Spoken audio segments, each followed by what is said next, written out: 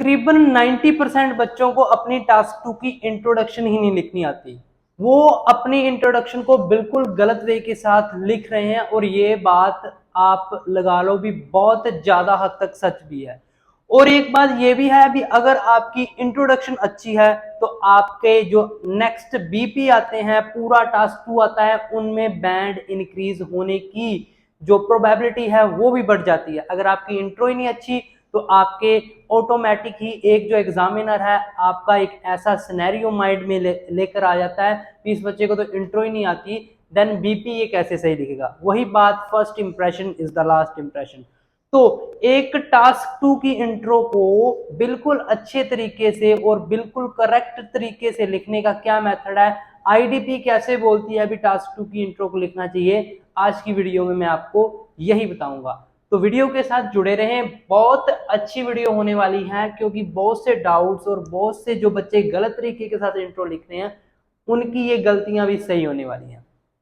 तो यहां पर क्या है, पहले आप एक बार ऐसे को देखें भी आपका जो टॉपिक क्या है। टॉपिक है some people say we do not need printed newspaper anymore. कह रहा है भी बहुत से लोग, मतलब कुछ लोग ये कह रहे हैं भी अब हमें जो प्रिंटेड न्यूज़पेपर है यानी कि अखबार वगैरह या मैगजीन वगैरह जो भी आती है उनकी अब जरूरत नहीं है। To what extent do you agree और डिसएग्री। तो ऐसे का टाइप सबसे पहले अच्छे से देखें भी टू व्हाट एक्सटेंट वाला टाइप है। टू व्हाट एक्सटेंट वाले टाइप में आपको पता ही है भी वो तीन तरीके के साथ आप लिख सकते हो। एक तो लार्जली एग्री, पार्शली एग्री और लार्जली डिसएग्री। ये चीज सारे बच्चों को पता ही होती है। अब सबसे पहले देखें भी इंट्रो में होता क्या है। आजकल बच्चों को सिखाया क्या जा रहा है, आजकल बच्चों को सिखाया जा रहा है भी इंट्रो में सबसे पहले एक हुक लाइन डालनी है। हुक लाइन डाल लो, चाहे एक जिसको बोलते हैं जर्नल लाइन डालनी है, ठीक है।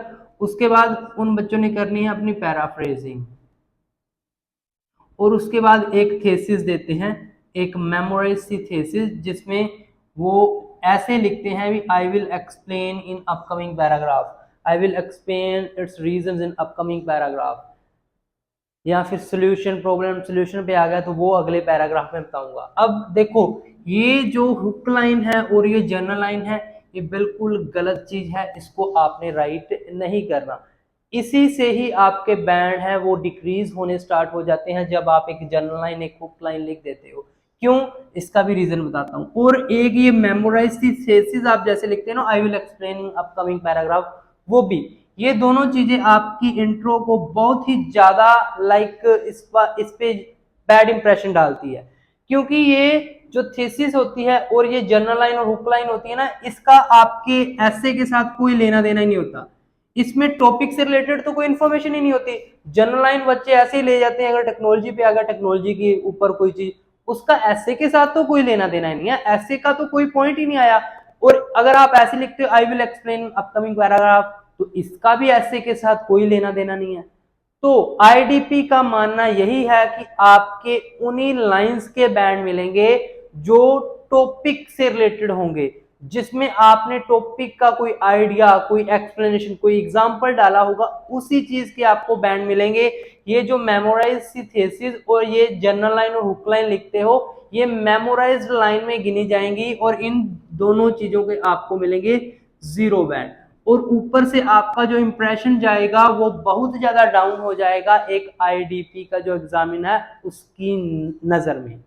तो ये चीजें आपने नहीं लिखनी, यही सबसे बड़ी गलतियां आप करते हो बच्चे, सबसे मैक्सिमम बच्चे ऐसे करते हैं।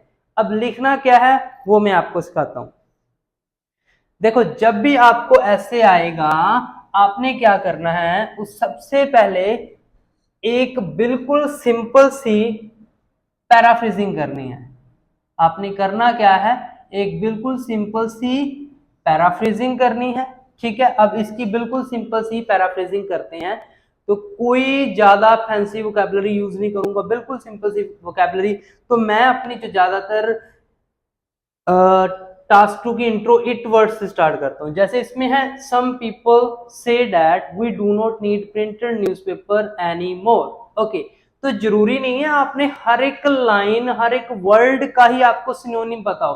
अगर नहीं पता तो उस वर्ड को आप एज इट इज लिख दें क्योंकि कई बच्चे गूगल करते हैं और गूगल पे ऐसे सिनोनिम आ जाते हैं जो लाइक उसके आसपास भी नहीं होते, बिल्कुल गलत सिनोनिम यूज कर लेते हैं।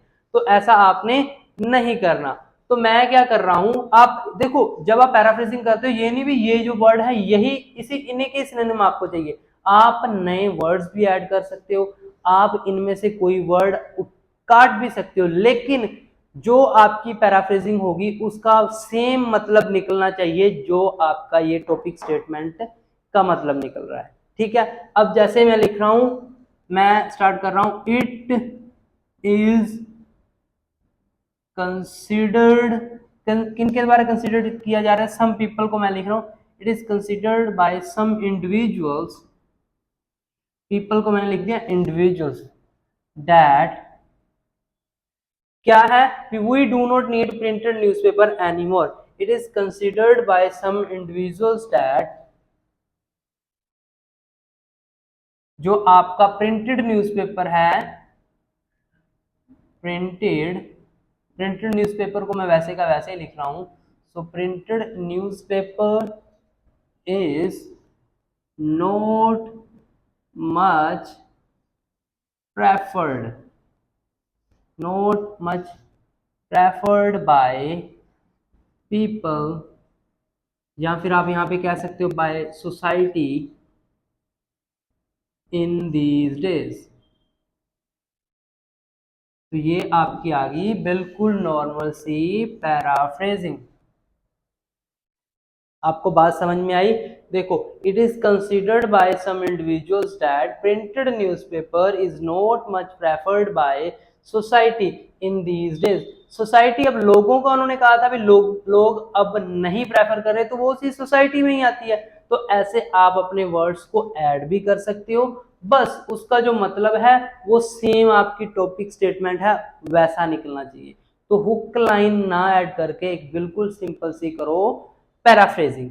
ठीक है, अब सेकंड चीज आपने जो करनी है, आपने जो आपका ये क्वेश्चन होता है उसका देना है आंसर। सो आपको देना है आंसर टू द क्वेश्चन और विद आइडियाज, और आपको आइडियाज भी इंट्रो में ही लिख के जाने होते हैं। कई बच्चे आइडियाज नहीं लिखते, सिंपली ऐसे लिख के जाते हैं, जैसा कि मैंने आपको बताया, जो बिल्कुल गलत है भी। I will explain in upcoming paragraph, बिल्कुल गलत है। तो सबसे पहले तो मैं लिखूंगा भी टू व्हाट एक्सटेंट, मैं इस to what extent do you agree और डिसएग्री, उन्होंने मुझसे ही पूछा है, तो मैं इस बात से कितना एग्री हूं और डिसएग्री हूं, या फिर मैं पार्शली एग्री हूं, उसका आंसर दो। फिर उसका बताओ भी, मैं अगर आप लिखोगे भी एग्री हूं तो मैं इस बात के लिए एग्री हूं, अगर मैं डिसएग्री हूं तो मैं इस बात के लिए डिसएग्री हूं। तो यहाँ पे मैं ज्यादातर प्रेफर करता हूँ पार्शली एग्री होने का, क्योंकि दोनों के पॉइंट्स एक आधा मिल ही जाते हैं। अब यहाँ पे प्रिंटेड न्यूज़पेपर की बात है, तो प्रिंटेड,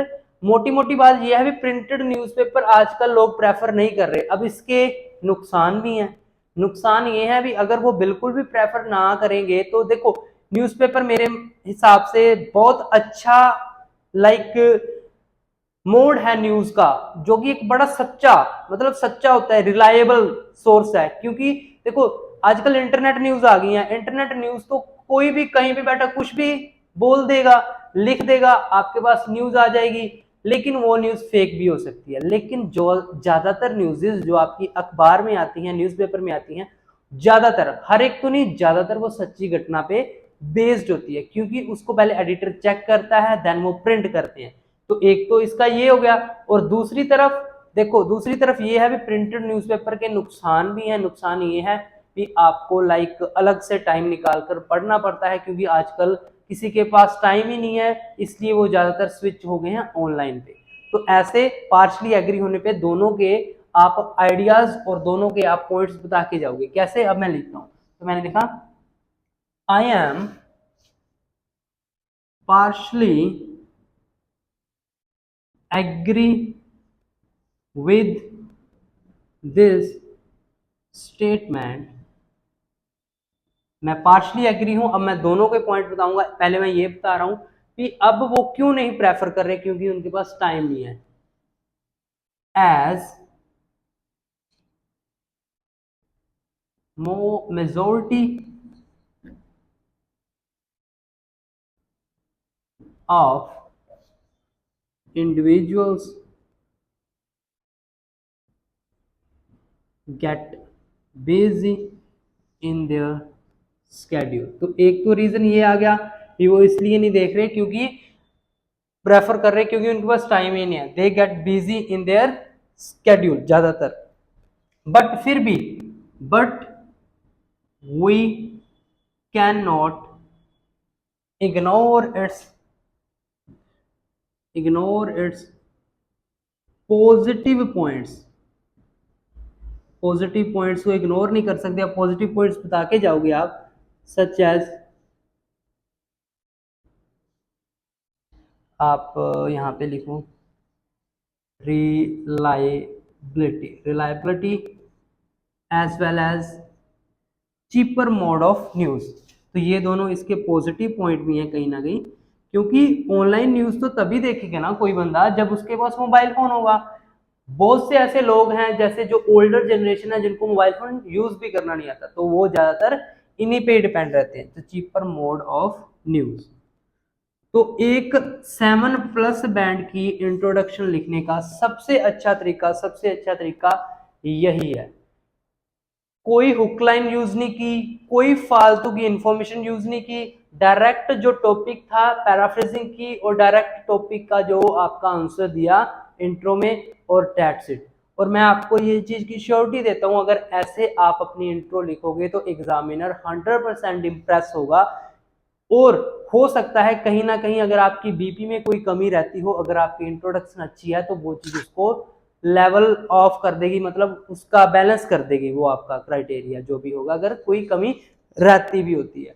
तो ऐसे आपने अपनी इंट्रो लिखनी है। अगर आपको वीडियो अच्छी लग रही हो तो आप प्लीज मुझे कमेंट करके बताएं, मैं बॉडी पैराग्राफ की फॉर्मेशन भी लेकर आऊंगा। एक छोटी सी इंफॉर्मेशन ये है कि हमारा एक राइटिंग का जो बैच है 15 डेज का बैच वो चल रहा है, कंटिन्यू है। इन 15 डेज में मैं आपको ऑल टाइप के टास्क 1 आईडीपी की इंस्ट्रक्शंस के अकॉर्डिंग करवाऊंगा। बहुत से बच्चों को टेम्पलेट्स के द्वारा, इंस्टीट्यूट्स के द्वारा जो उनको मिसगाइड किया जा रहा है, इसमें मैं ये बताऊंगा भी ओरिजिनल क्या होता है टास्क 1 और टास्क 2। हर एक टाइप का टास्क 1 मैं खुद लिखूंगा वहां पे, हर एक टाइप का टास्क 2 मैं खुद लिखूंगा अकॉर्डिंग टू आईडीपी रूल्स। और मैं आपको 100% गारंटी देता हूं जिस बच्चे ने भी ये बैच ज्वाइन किया उसको इंस्टीट्यूट ज्वाइन करने की जरूरत ही नहीं है राइटिंग में।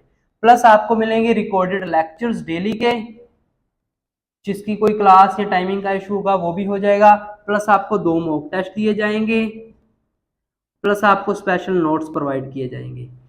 और इस 15 डेज की फीस रहेगी 1500। अभी 2-3 दिन इसके निकल चुके हैं, अगर आज अभी भी ज्वाइन करते हो तो आपको रिकॉर्डेड लेक्चर्स मिल जाएंगे। किसी बच्चे ने ज्वाइन करना हो 8168321916 और 9467488225 इन दोनों नंबर पे सिर्फ व्हाट्सएप करना है। ऑनलाइन राइटिंग क्लास लेकर आपको बैच में ज्वाइन होने का तरीका बता दिया जाएगा।